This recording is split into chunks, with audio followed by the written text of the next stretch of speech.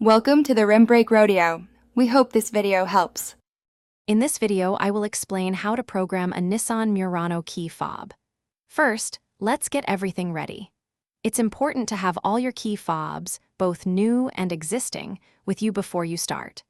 Make sure every door on your Murano is completely closed and locked. Then, simply take a seat in the driver's seat with your key in hand, ready for the next steps. Now, let's get your Murano into programming mode. Insert your key into the ignition and then remove it.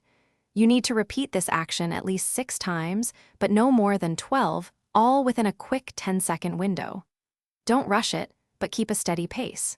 You'll know you've succeeded when your vehicle's hazard lights flash 2 times. With your Murano in programming mode, it's time to program your key fobs. Insert the key into the ignition and turn it to the accessory position. Within 5 seconds, press any button on the key fob you want to program just one time. The hazard lights will flash again, confirming that this specific fob has been successfully programmed. If you have more key fobs, simply repeat this step for each one. To finalize the programming process, turn the ignition key to the off position and then remove it completely.